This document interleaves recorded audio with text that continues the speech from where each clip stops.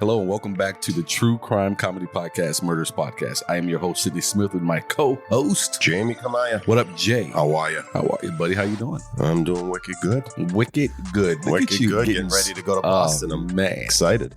For you folks who are hearing this next week, this is actually recorded yesterday how do I want to say this? How should I say this? What you're hearing now this week was recorded last week, the day after we recorded last week's podcast. Right. What you're listening to right now, I'll be face deep in a roast beef sandwich. I'm glad you said chowder on my shirt. Okay, I'm glad you said that because you said face deep. I was like, I didn't know where this was going. Then you said roast beef. I still wasn't sure where this was going. It's a three-way roast beef There sandwich. are kids who listen to this podcast. It's a sauce, cheese, mayo. Look, that's what a three-way is. I am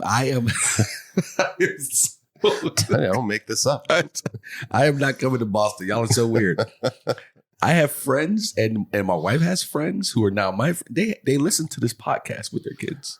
Well, and I'm just telling you, these sandwiches, if you ever go to Boston, have a roast beef three-way. I'm not order. Can I just order it roast beef? What's the other toppings? I'm sorry. Sauce, cheese, mayo. Okay. Can I just get, first of all, I'm not getting anything. Do they have Miracle Whip there? I don't think it exists in the States. They tried to get it in there once. Well, you guys are hearing the dulcet tones of Sidney Smith and Jamie Kamaya. We want to thank you guys for checking out our podcast, Murderess Podcast. I am so pumped today because I talked about this, as you guys heard on last week's podcast. I talked about this yesterday in terms of when we're recording. We are going to be doing our first live show here in the Valley, and I'm so pumped up for that. Yuck my ass. I'm so pumped up, planning. I have so much to do in terms of putting this together, figuring out how the show is going to lay out. But I have a new script I'm writing as well. I'm hitting this stage with, I'm supposed to pretend like it was. And Harlan Williams was just pleasurable to work with last weekend because I'm working with him this weekend. So I got so much going on, man. I'm so pumped for it. Yeah, this whole time scenario here is throwing me off. How's it throwing you off? I'm trying to talk in the future. Oh, you got what do you? What was Christopher Lloyd in Back to the Future? What was his character? Doc. That was a Doc. You're Doc. Marty. That's the best. That is the best and the last impression you've ever done on this show. Oh man, you're terrible. I got more. You're terrible. You just name it. Thank you guys so much for listening to us. This is the podcast about real life murders, not just about me talking to my good buddy here with the weird accent who's going home to eat sexual sandwiches. No. See, now you're the one making it PG-13. Whatever. Real life murder. Hey, man, what I said was way better than three-way. These kids who are listening, they're going to go to school and say three-way, and that's it. They got to go. And they're going to be talking about sauce, cheese, mayo. They got to go home now. So this podcast is actually about real life murders committed by women. It's so stupid. As usual, before we get started, I want to thank you guys for checking us out, listening to us wherever you are, however you're listening, whether it be on Stitcher, Apple Podcasts, iHeartRadio, however you're doing it. We want to thank you. We also want to ask, if you are listening on Apple Podcasts, go ahead and drop us a 5-star rating. We will be so grateful to you for that. And leave us a great review as well. Also, go to our website. Don't do it. Go to our website, murderesspodcast.com, which will be one of the places you'll be able to go to get tickets for our upcoming live show. But go over there, drop us a note, drop us some ideas of some different folks that you would like to hear us talk about. And if they fit within our criteria, we'll see if we can do that. We'll be happy to do it. Just like yesterday, which was last week's episode, Andrea Yates came from one of our listeners, and we wanted to make that happen for that person. So yeah, we did. So send them over. We'll get them out. Absolutely. As fast as we can. Don't send it and then get mad if you don't hear it the following week. Maybe it doesn't fit in our schedule of murdering women that we have at the present time. So, but send it. Send it. We'll do it. We'll do it within... No. We're not giving any time frames. We will give a guarantee of. We are not. I don't give guarantees or time frames to my own wife. I'm definitely not giving them to anyone else's wife. So no, but please send those over. We would love to get those from you, sir. Yeah, Uber ride story. Oh man, they're coming hot and heavy, man. I think we're gonna have one every week. So I have an airport ride. So I drop a guy off in an airport, and now I'm picking somebody up in the airport. So I pull into the rideshare area, and there's other rideshare people there. This guy steps out, weighs me down because he can see my car, the type of car and the color. So he weighs me down. He gets in the car, says hello. It was like a weird name. It was like Swiftgart was what was on my app, but I never verified it with him. I just All right. He saw my car. He waved me down. So he gets in the car, and I'm not, you kick the app off to follow it for the navigation. Right. But he says, well, go up to 51 to Northern. I go, all right, because if he takes me anywhere outside of the app, it's going to pay more. Right, because the app takes you the cheapest route. Oh, really? So I'm just going, if they want to go a different route, I'll go a different route. Okay. So we're about 50 minutes into this ride. We're going up this freeway, and all of a sudden I see that it says the rider canceled this trip. So I look in the rear view. I go, did you just cancel this trip? Like, I think he's trying to get a freebie out of me. Yeah. He goes, no, my phone's in my pocket. I go, did you get in the right car? And he goes, I think so. He goes, you're John, right? I go, something tells me you're not Swiftguard. And he goes, oh, guy, I'm sorry. I just saw the red Prius and got in. I'm like, motherfucker, this is a Camry. I'm like, what are you doing?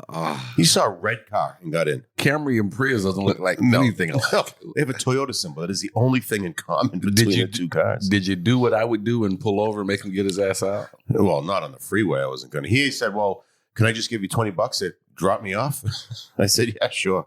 Cash is king, right? Yeah. How much was the ride worth? I'm guessing in the neighborhood of $15. You know what? For that route.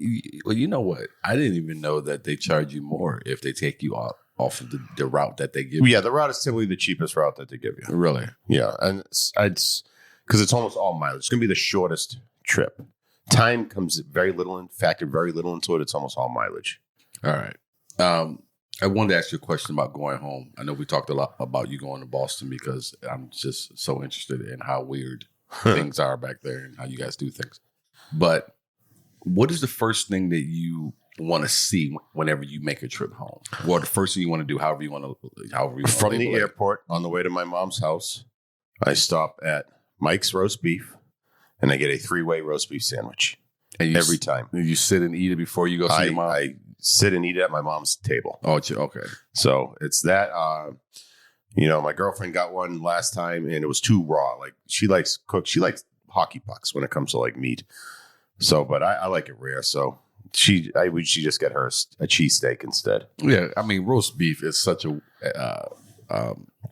weird thing for different people because they say it is supposed to be somewhat rare, and that's the way it's supposed to be eaten.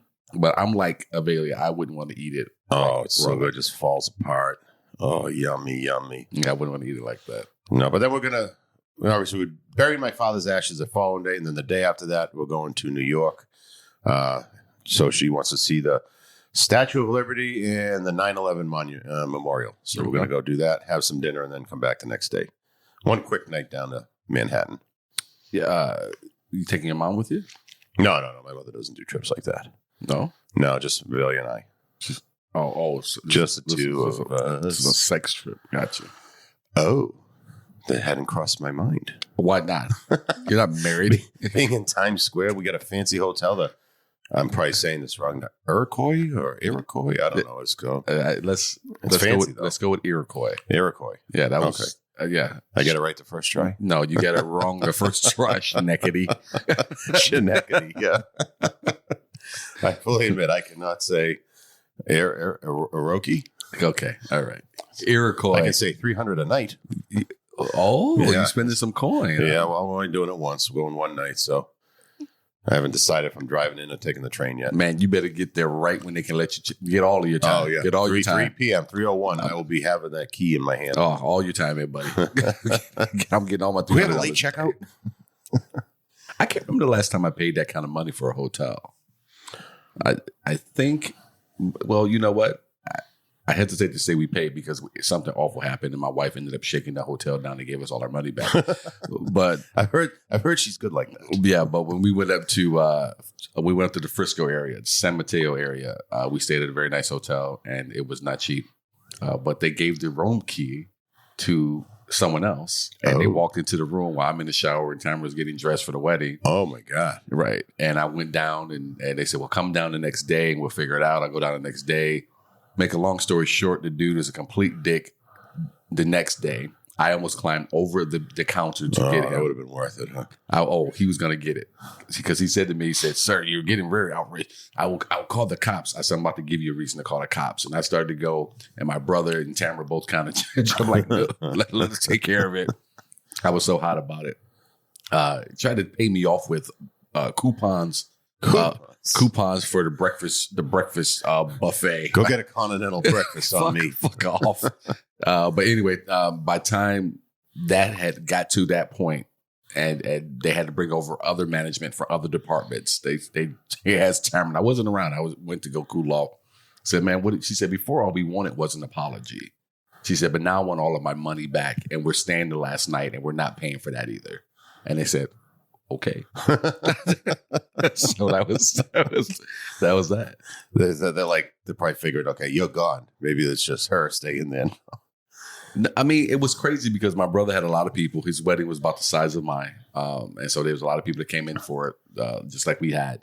And I think they have 40 rooms that they had set aside. And out of those 40 rooms, 4 or 5 of those rooms, they gave the wrong key to someone else. Was it someone at the wedding that came into your room? No, this was just some random person.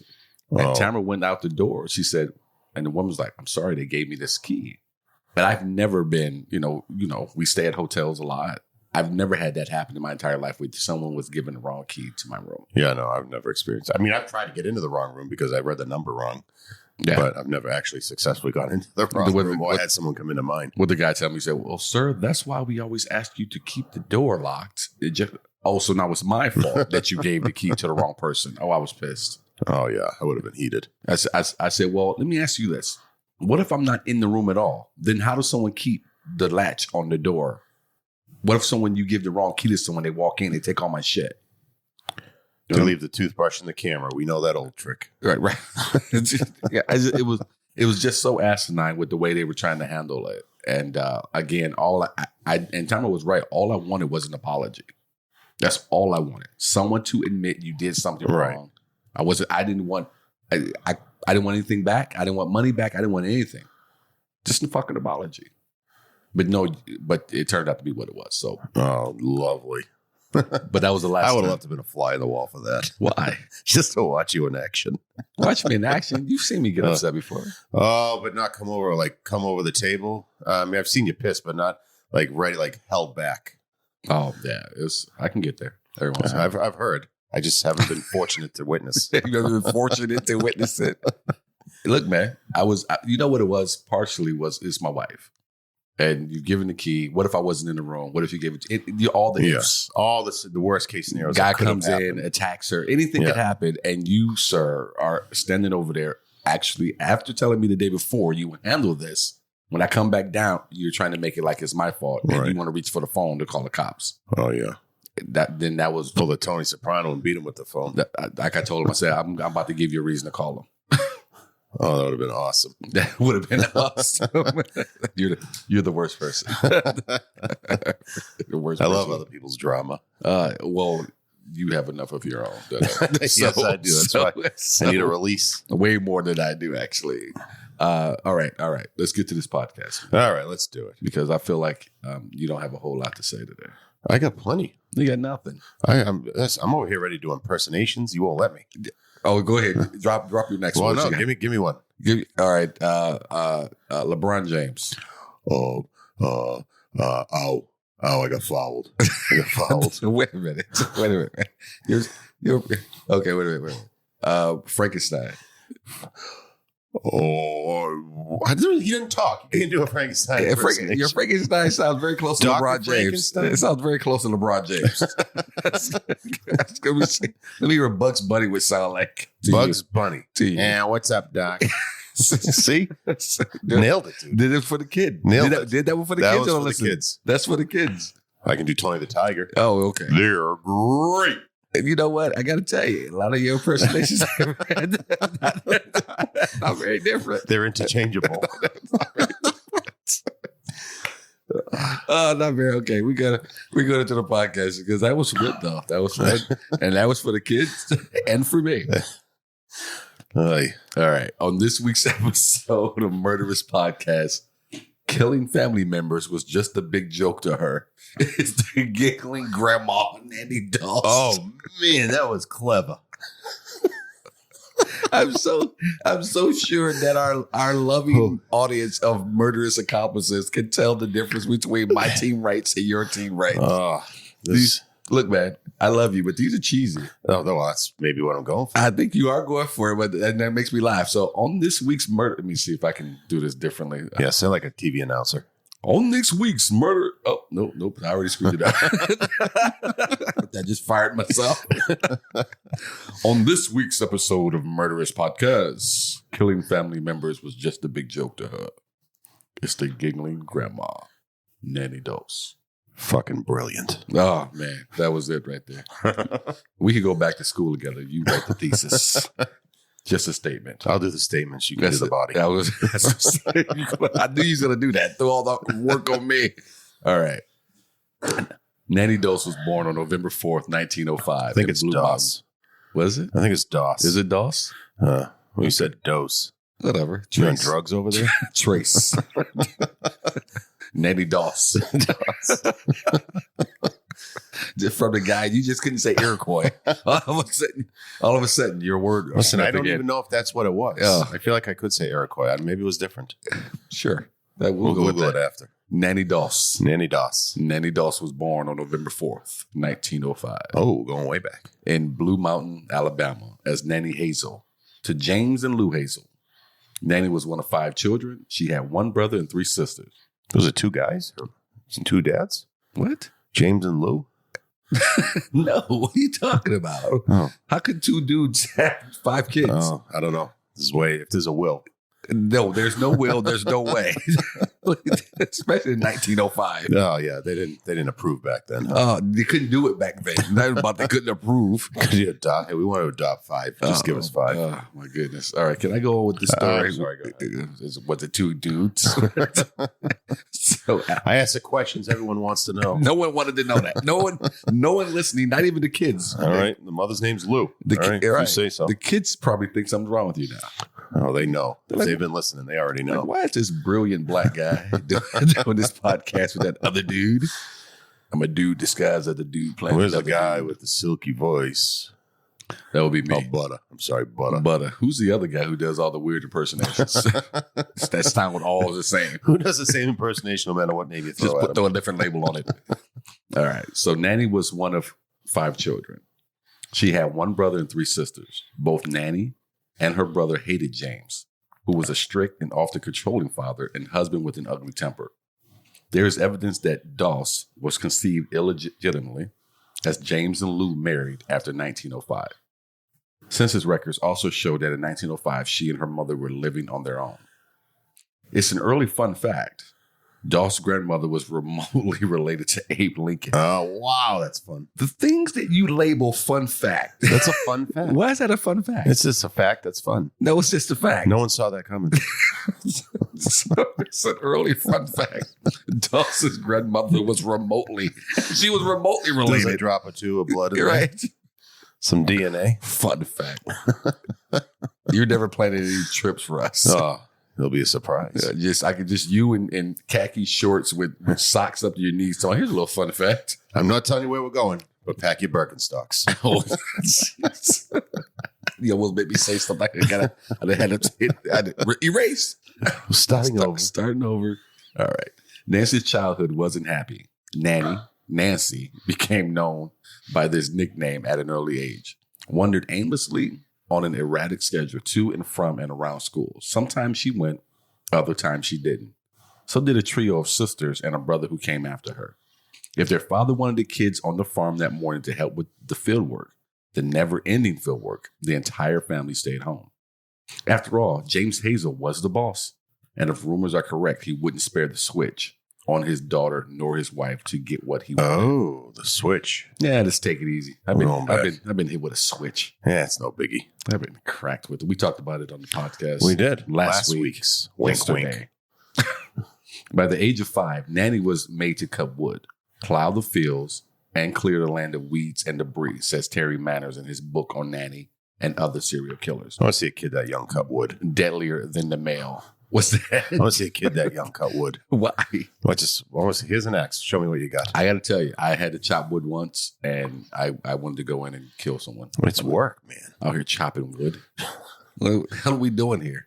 Were you like karate chopping it, or were you just with an axe? With an axe. Oh, okay. We chopping wood with it. Look, man. I don't know. Demonstrations. There's a guy down the street selling wood. Why am I chopping wood? Go buy that wood down the street. Buddy, I'll trade you this unchopped wood. We had a wood burning stove, which I miss. You know, I don't miss it now because we live in hell in terms of temperature. But then, it was really cool. We had that wood burning stove, but you had to chop wood for it. Ugh. Then the next year they figured, we're not going to make the kid chop wood. We'll just buy some wood. I would give hey, here's 75 cents on the dollar on unchopped wood. I'll give you all this wood. You give me 75% of it in chopped fashion. Oh, let's see. See, that's what I would have been wheeling and dealing, but I'm just a natural salesman. I don't know. You're not. Willing and dealing? Is that your wheeling and dealing with the wood? Oh, okay. Ladies, let me introduce you to Willing and Dylan Kamai over here. This guy. My wood's all natural, unchopped. All natural. Grief. All right. So says Terry Matters. I got to start this whole paragraph. Oh boy, rat bastard. We're gonna lose people. We might have. Hang in there, guys. We'll get there. Yeah, eventually with this long ass podcast he's written. By the age of 5, Nannie was made to cut wood, plow the fields, and clear the land of weeds and debris. Says Terry Manners in his book on Nannie and other serial killers, Deadlier Than the Male. Ball games and seeing friends were forbidden. And when Nannie was able to get to school, well, that was hard work too, adds Manners. It was a 4-mile round trip. Oh, that's a long for a young kid. I'd have stayed home too. I would have just, say that again? I would have stayed home too. Yeah. School. You know, I'd rather work the farm. Actually, no, I wouldn't. I would have taken my ass to school. I didn't want to do that manual labor shit. Yeah, bullshit. We had 2 riding lawnmowers and I hated doing that. Oh, that sounds like fun. I've never been on one. So you have to do it every freaking Saturday. Yeah, but you're just sitting there. I know, but I got shit to do like sleep. But if you're young, it's like driving. So you got to be fun, right? If you're under the age of 16. Sleep. We lived on 5 acres, and my brother and I, we both had to go out and cut it. Oh, 5 acres. That's a pretty good size. Oh, yeah, it's a good size. If we didn't do it, my mother would let it go and let the grasses grow to teach us a lesson. And then we would have to go out and cut it. And then we would have to go out and rake it. Oh. Scoop it and then take it to the back of the property and dump it. 5 acres worth? 5 acres worth. God, that would take you forever. Take you a week because you still had to go to school. And so you come home from school and do it till you couldn't because you still have homework to do. But we finally learned our lesson. We learned to get up off our asses every Saturday or Sunday morning. Just go. A good lesson learned. Now you're a hardworking man. Yeah, there's a lot of stuff. Yeah, I mean, she wouldn't hire a maid or nothing, so we would have to clean the house. We grew up. Isn't that what kids are for? 3,500, 4,000 square foot, and we'd have to clean the whole house. Oh wow, inside and out. That's the beauty of kids. There's no child labor laws. Who you telling, bro? You can have them do whatever you want. Dishwasher. Never used it unless it was a holiday. I said, why we have this dishwasher? We don't use it. She said, I got 4 dishwashers right there. 1, 2, 3, 4. When are you getting there and wash some dishes? Ugh. Yeah. Sounds awful. It was child labor laws. She didn't know about work. She didn't know about them. They don't apply to your own kids. No. So she had gone back to the podcast. She had gone with her family to visit a relative in downstate Alabama. The train ride was the thrill of her young life as Nannie had never been off the farm, much less on a vacation to anywhere. But when the locomotive was forced to make an emergency stop, Nannie jolted to slam her head on the iron seat frame in front of her. Clunk. For years after, she suffered severe headaches, blackouts, and depression. She would go on to blame these and her mental instability on that accident. The early 1900s were the age of romantic frivolity, when every female wanted to look like a Gibson girl, cherubic and lovely at all angles. Men were the bosses in their high starched collars and wore mustaches. Again, sounds it's a walrus. I know, but it sounds like it's a guy with a walrus mustache. Sounds like LeBron James and the Frankenstein. I got followed. But all of society knew it was the feminine sex who really ruled the world. As Nannie entered dating age, she was held back from the ready boys of Calhoun County by a father who saw Nannie and her 3 sisters as field hands that he wasn't too eager to give her. Oh, yeah. She was held back from the ready boys of Calhoun County. These boys are ready. I've never heard it phrased that way. She got a strong back. She would. Oh, okay. Oh God. All right, ready, boys. Of Calhoun County. Like the Duke boys, as Phil Hands that wasn't too eager to give up. He forbade them from attending the church socials and the Saturday night hootenannies. No hootenannies at Crispin's What kind of a Tavern. childhood is that? At Crispin's Tavern of the community hall. Did you find that word when you, or did you just hooten? This sounds like hootenanny. No, I can't get rid of this word. It has to remain. I'm pretty sure that For authenticity. Pretty sure when you were researching, you probably said party. I went right to thesaurus.com. Hootenanny. Hootenanny. Makeup was outlawed. Silk stockings were considered sinful. Fixed her hell-bent, form-fitting dresses absolutely slutty. Oh. No daughter of his tempt the male libido. What the fuck is going on? Not in farm clothes, she won't. You smell like shit, literally. Well, I just got out of shit. When the time came, he often bragged that he would be the one to pick the husbands for his daughters. Oh, lovely. She was a poor student who never learned to read well. Her education was erratic because all of the time that her father forced his children to work on the family farm instead of attending school. Weekend nights would find his sister staring in sorrow at the flickering lights in the different bars down the road where dances would be taking place. They were barred from his premises by Papa Hazel. I don't think anybody called him Papa Hazel.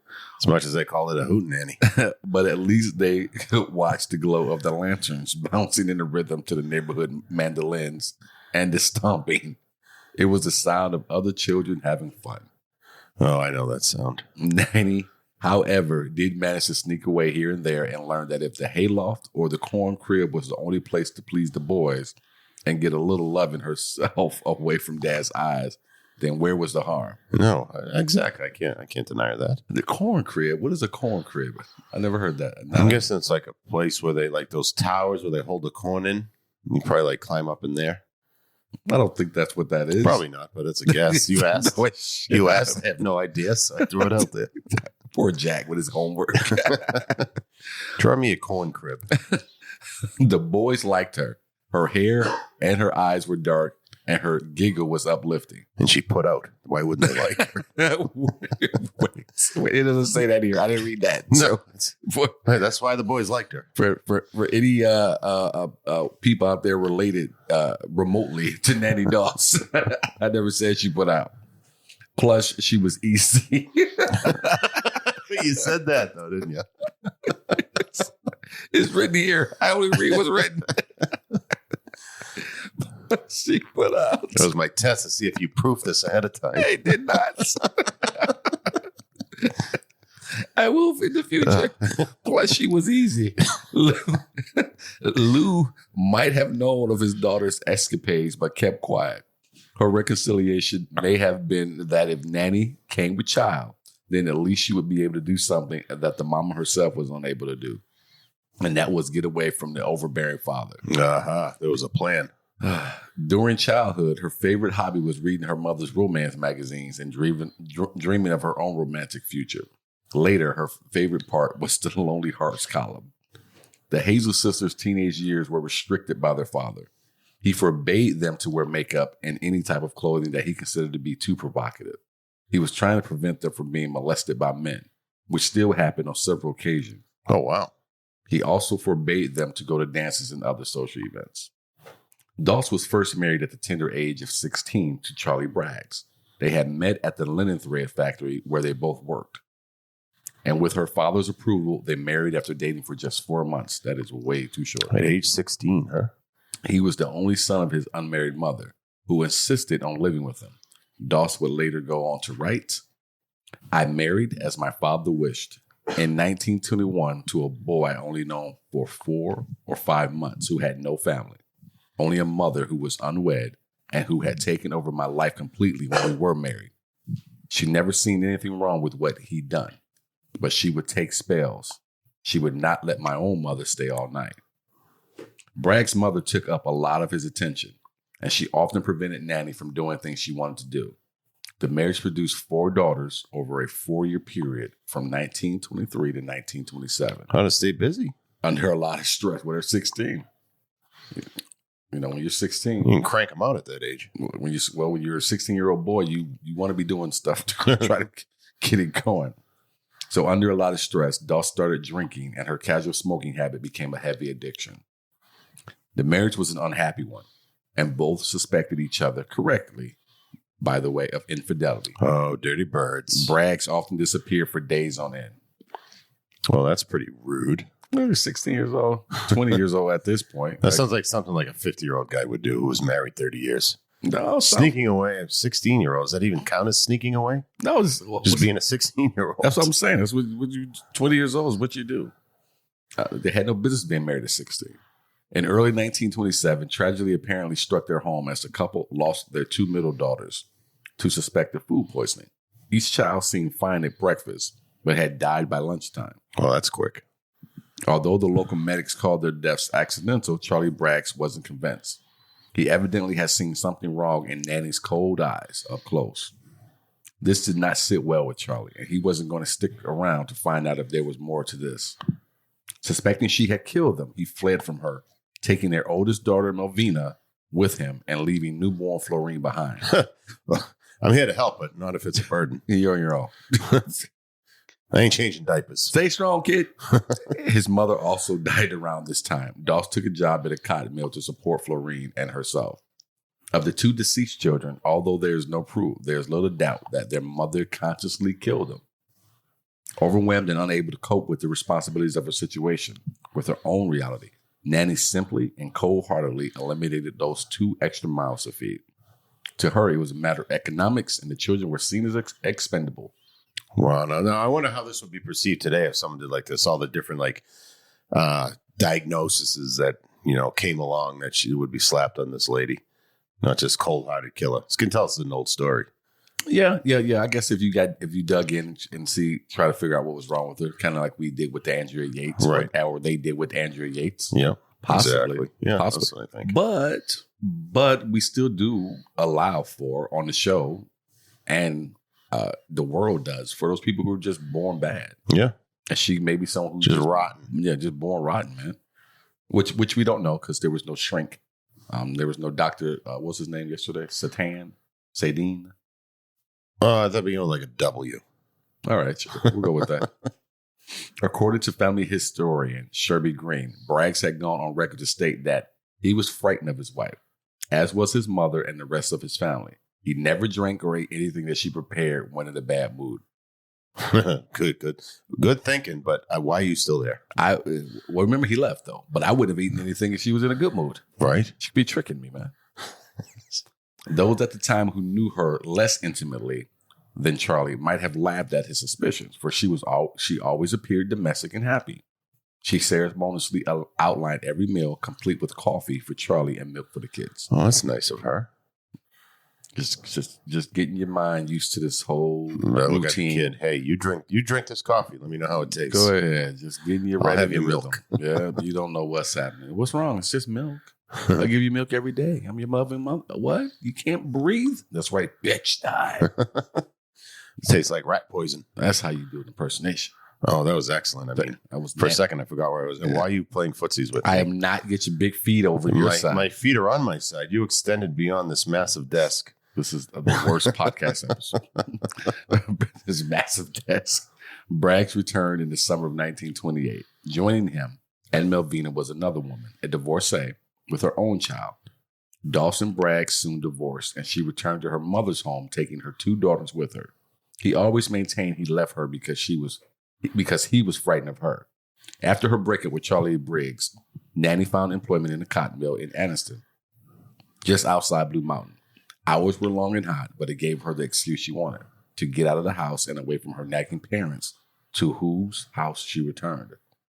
It was an equal compromise. Mama Lou Hazel enjoyed watching over her grandkids, and Nannie appreciated the interested glances she was receiving from the boys in the show. Oh, I bet she's a broken heart right now.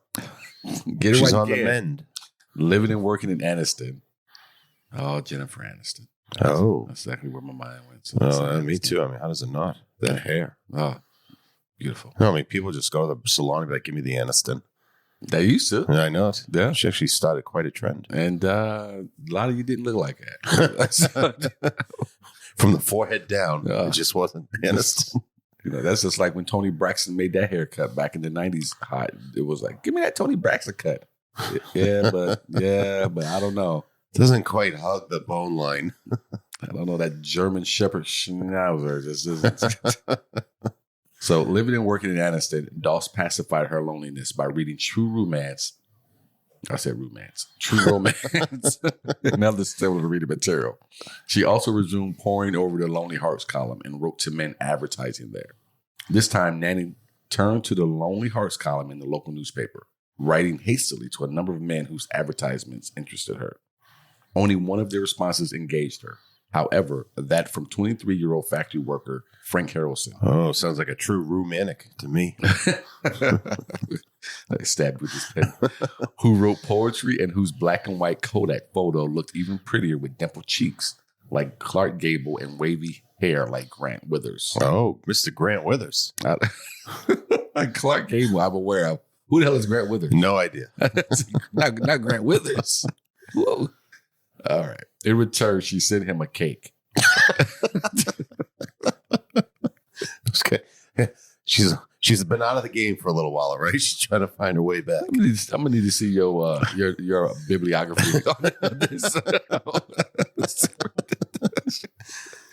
So in return, she sent him a cake, a picture of herself, and provocative words that edged on the essence of sex. Oh, here it comes. Dude, I'm telling you. The essence of sex.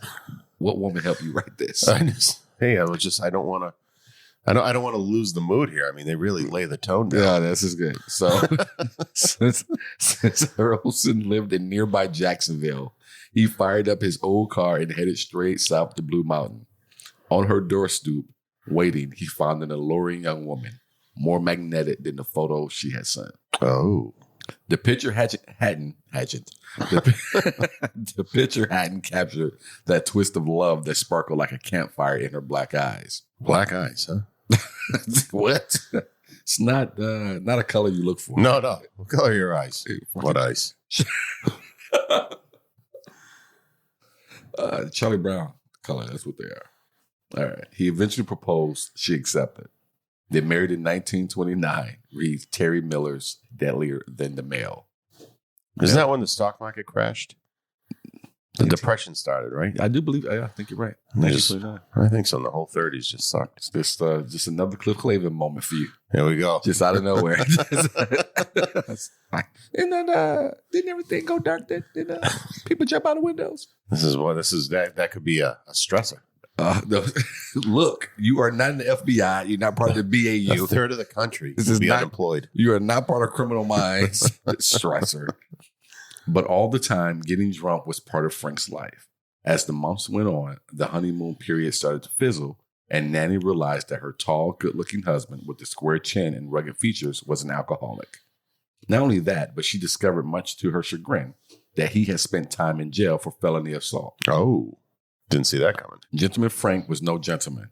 When she wed this disappointment to be, Nannie had taken her two daughters from Grandma Hazel's tender loving care, a place they actually liked being, and brought them with her to Jacksonville. There's no recorded testimony of the girls' experience with, nor their opinion of, their stepfather. But they must have been in for a shock. Too young to have clearly recalled the fights between their natural father and mother, their earliest memories likely are with Lou Hazel. Now they were old enough to understand what it all meant when the Jacksonville cops showed up at their door a couple of times every week to tell Nannie that Harrelson was in a drunk tank again for brawling in a gutter, as they would say back in those days. Brawling in the gutter. That's not what they said. They were in Jacksonville. This does not take place in Boston. Brawling in the gutter. Okay, that's a little closer to it. And they saw Nannie's dark face and comprehended her dark mood, sometimes sinister, each time she had to go and get Frank and bring him home. After a few months, she discovered that he was an alcoholic and had a criminal record for assault. Despite all of this, the marriage lasted 16 years. Wow. That's love. Able to overlook a few things, huh, Nannie? Melvina, Doss's oldest daughter, gave birth to Robert Lee Haynes in 1943.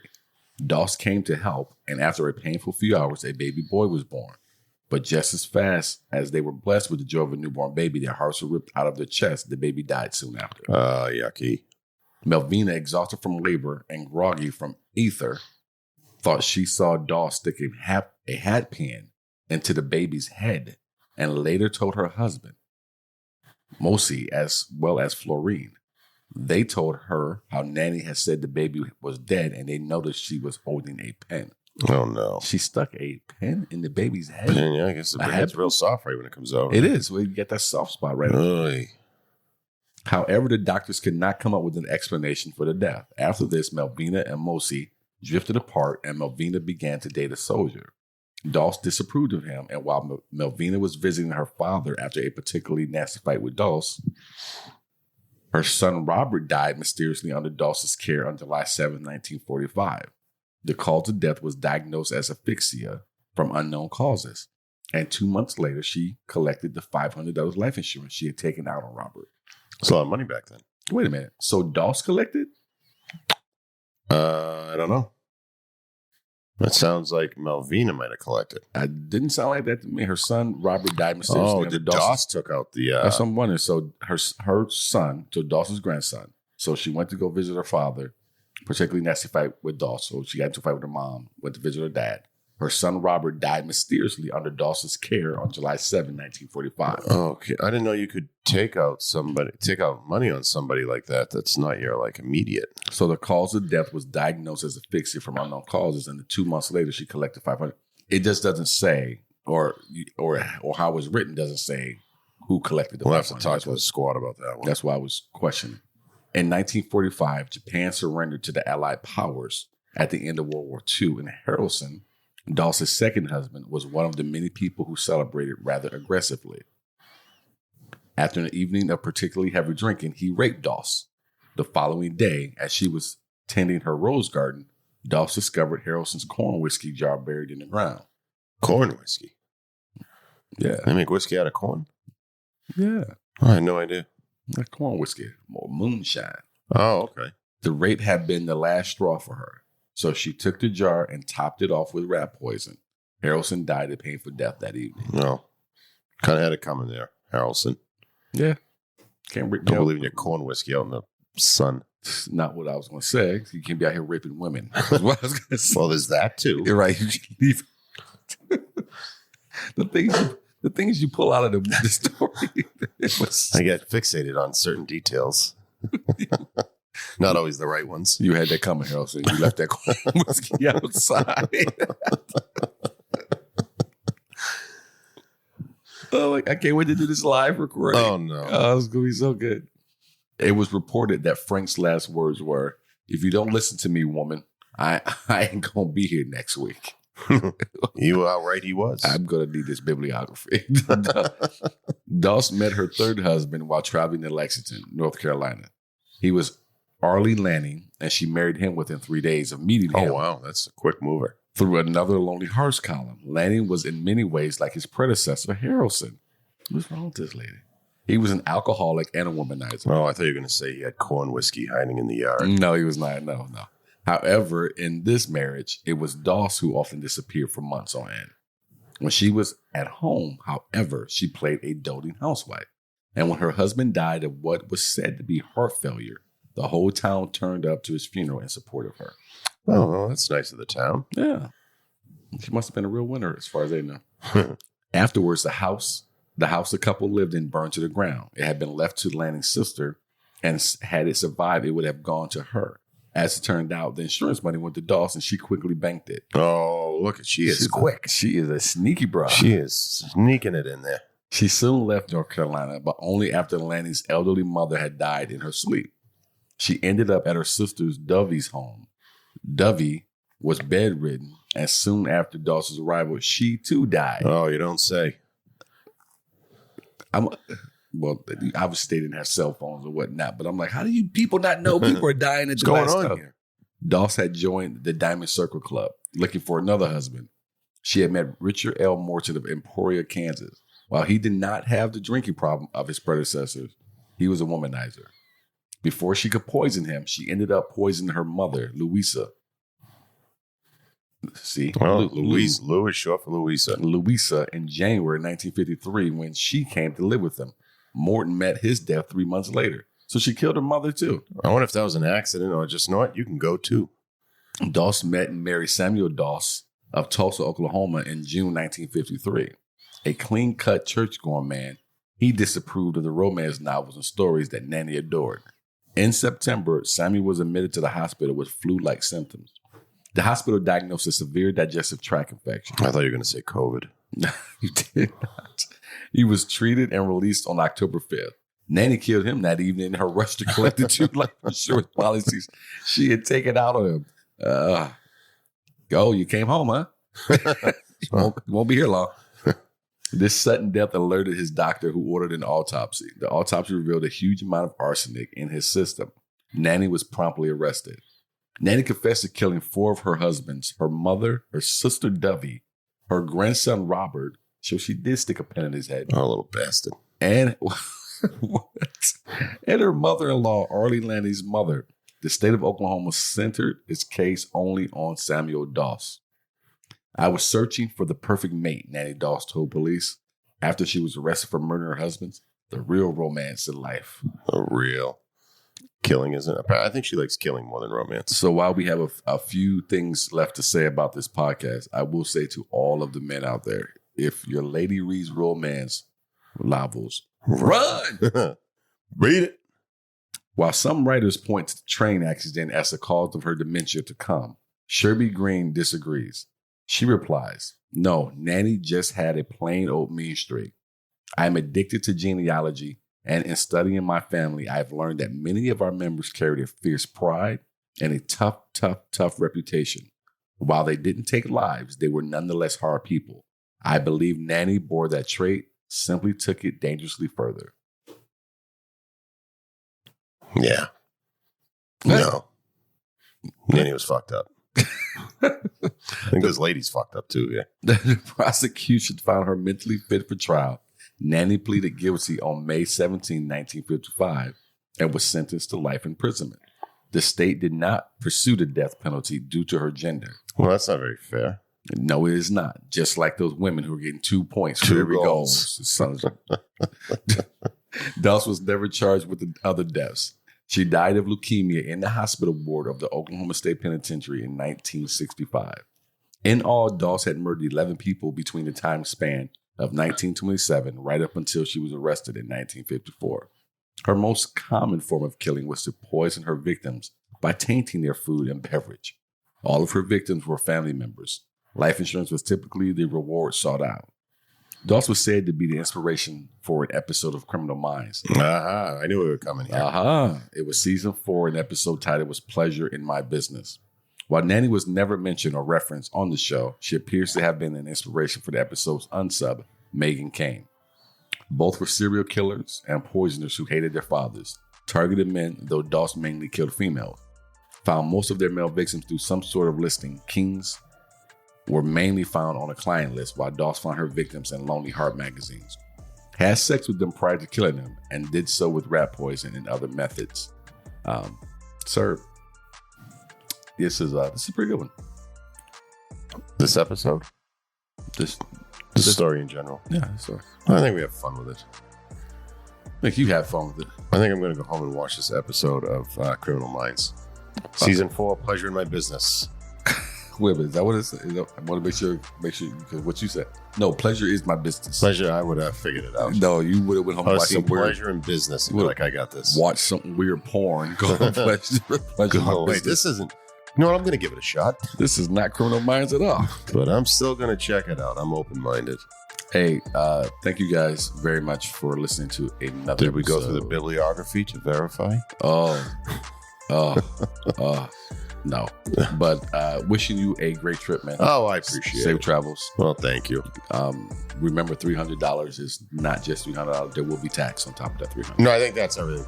The price and or if there's a resort fee or something like that attached to it, it's $300 is total. All right. Plus whatever the mini fridge, whatever we drink out of the mini fridge. Oh, you balling. Yeah, for one night. You are balling out of control. We'll be hitchhiking home. But this $300 one-night hotel room just jumped to $600. You going up to 95? Just 4 selling ounce? $600, all because you had to have 2 bottles of tequila, mini bottles. You're Hispanic now. You yucking. Yeah, I mean, I don't drink hard stuff really anymore. On occasion. Tell the real pussy. Yeah, I know. I don't like hangovers. I'm Sidney Smith. I'm Jamie Kamaya.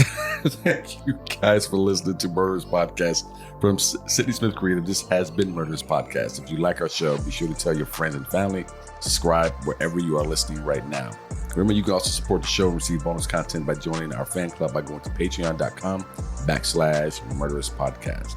About the story you just heard, we sourced it from murderpedia.org and allthatinteresting.com. Remember, be aware of your surroundings, and we'll see you next week. See ya.